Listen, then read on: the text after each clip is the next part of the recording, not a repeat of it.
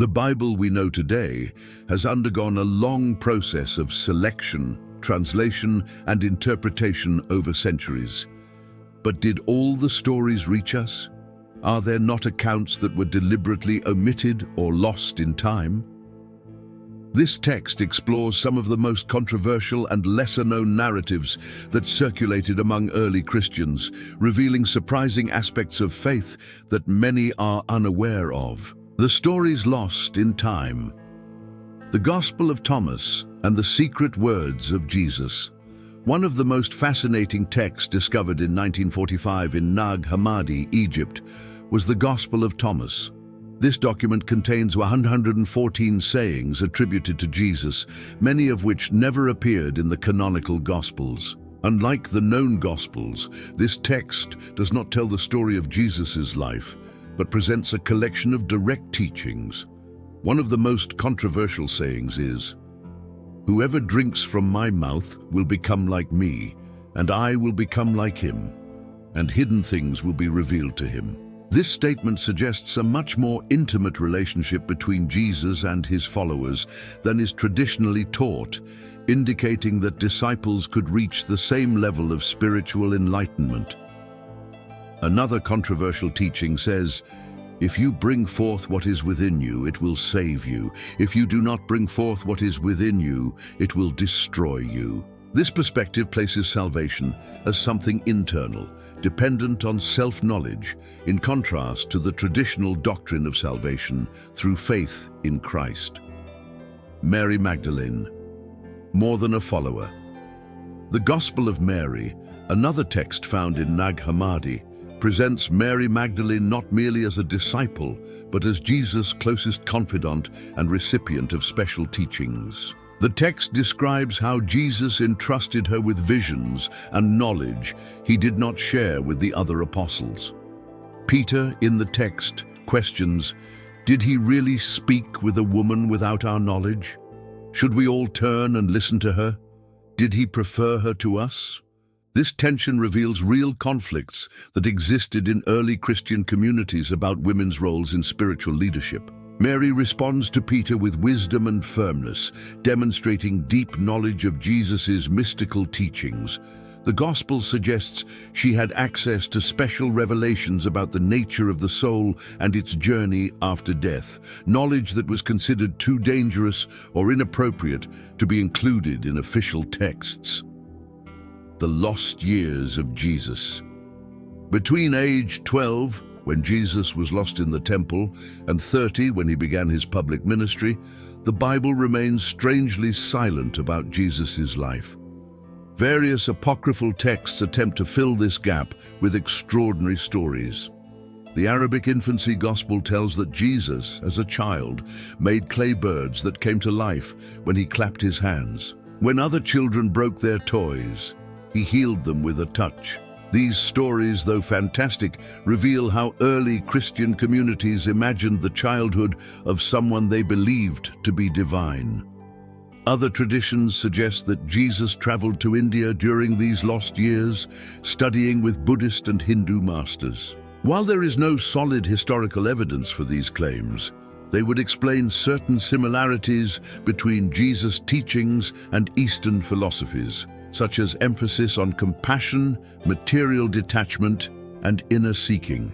The controversial stories that reached us, Abraham and the pious. Abraham's story contains elements that many believers prefer not to discuss. Twice, Abraham lied about Sarah being his wife, presenting her as his sister to protect his own life. This pious lie resulted in Sarah being taken into foreign kings' harems. What makes this story even more complex is that Sarah was, in fact, Abraham's half-sister, daughter of the same father but different mother. This reveals matrimonial practices that were common in antiquity but would be considered problematic today. The biblical narrative does not condemn Abraham for these actions, suggesting situational morality that contrasts with more rigid interpretations of Christian ethics. Tamar and sacred prostitution. One of the most shocking stories in the Old Testament involves Tamar, Judah's daughter-in-law. After her two husbands, Judah's sons, died, she was promised to the third son, When Judah did not fulfill his promise, Tamar disguised herself as a prostitute and seduced her own father-in-law. The result of this union was twins, Perez and Zerah. Most surprisingly, Perez became a direct ancestor of King David and consequently of Jesus Christ, according to biblical genealogies. This means the messianic lineage includes an act of prostitution and technical incest. When Judah discovered Tamar was pregnant, he initially ordered her to be burned for adultery. But when she revealed he was the father, Judah admitted, "She is more righteous than I." This story reveals the moral complexity of biblical narratives and questions simplistic notions about purity and impurity. David, the adulterous and murderous King David, a man after God's own heart, committed some of the gravest sins described in the Bible. His obsession with Bathsheba led not only to adultery, but to the premeditated murder of Uriah, her husband. David ordered Uriah to be placed in the front line of battle and then abandoned by other soldiers, ensuring his death. Afterward, he quickly married the pregnant widow.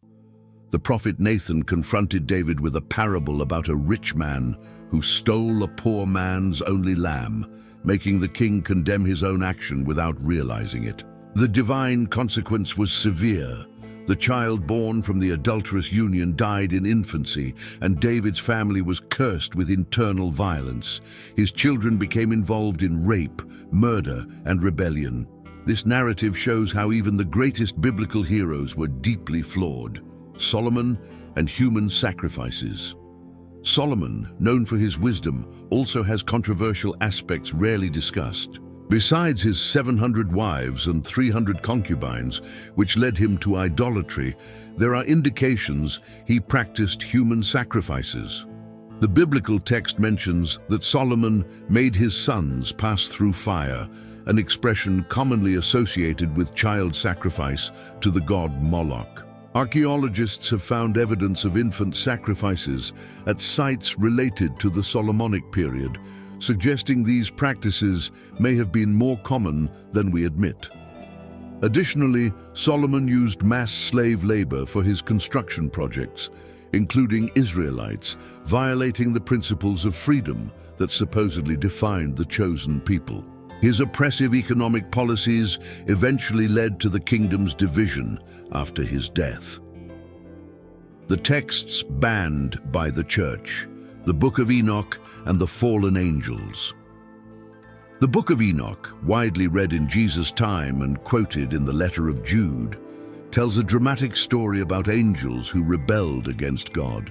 These watchers descended to earth, married human women, and taught humanity forbidden knowledge such as magic, astronomy, and metallurgy.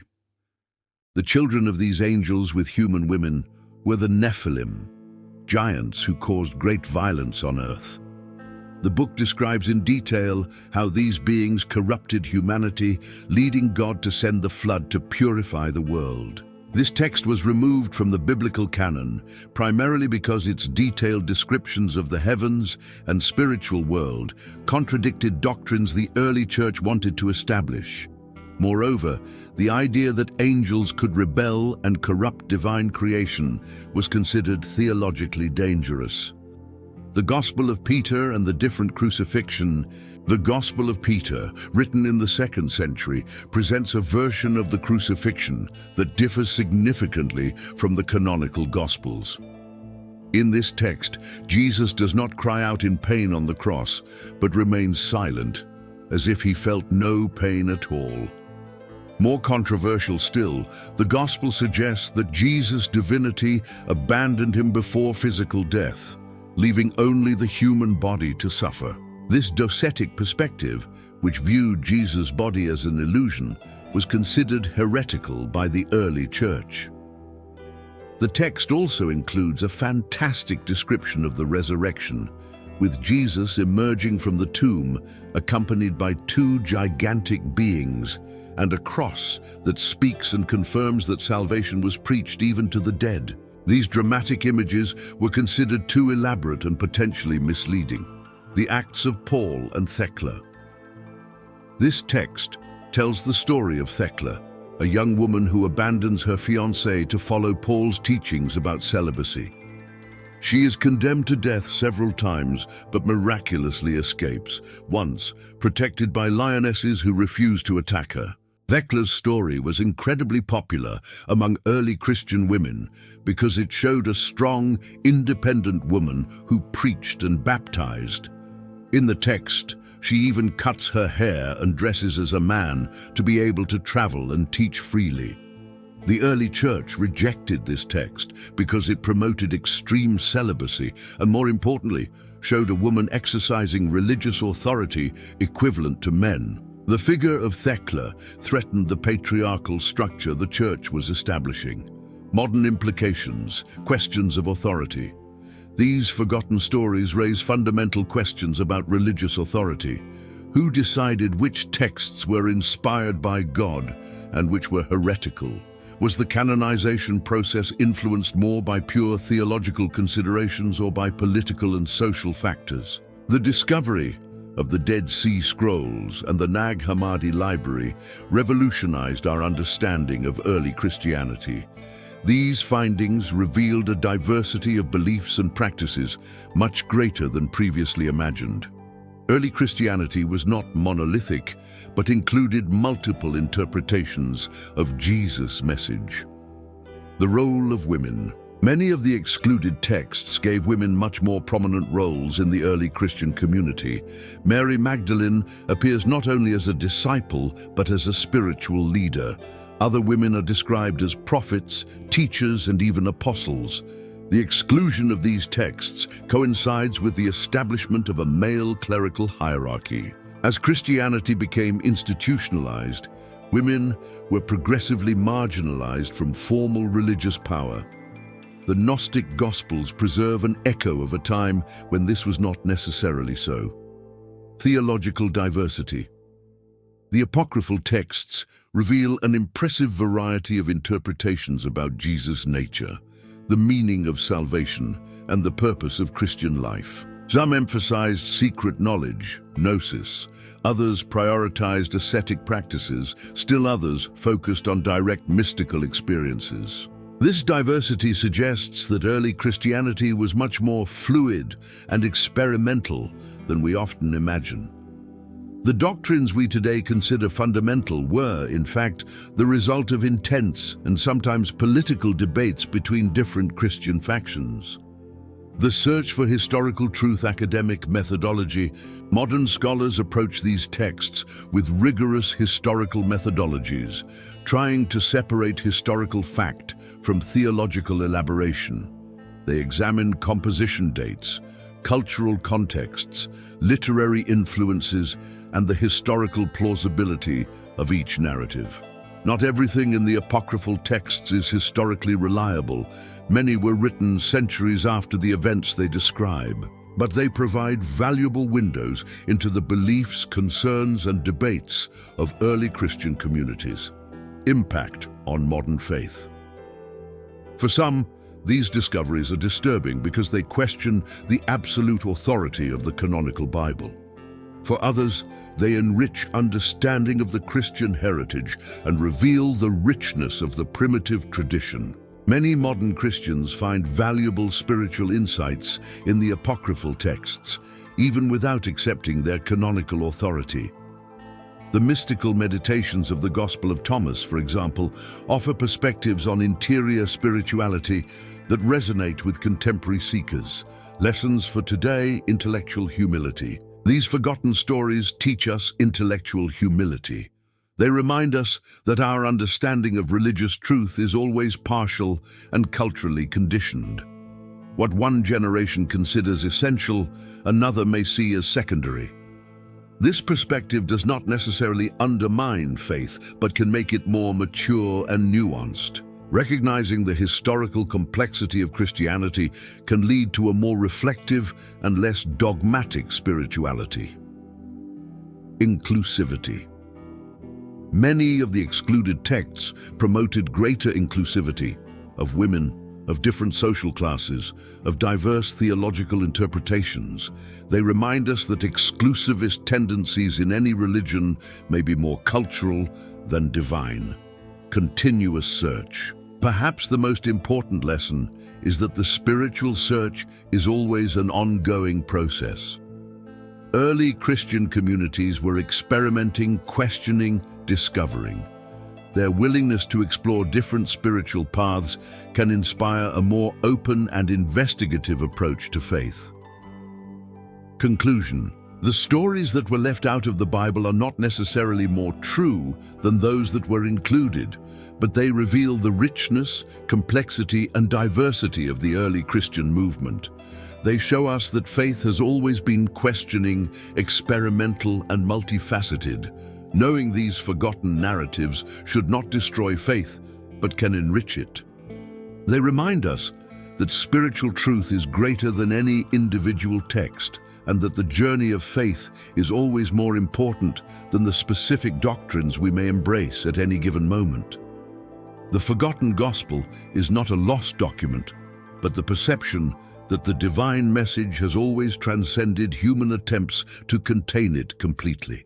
Whether in canonical or apocryphal texts, in official or alternative traditions, the essential remains: the human search for the sacred, for meaning, and for transformation. These stories invite us not only to know the past, but to actively participate in the continuous discovery of what it means to be spiritual in our own time and context.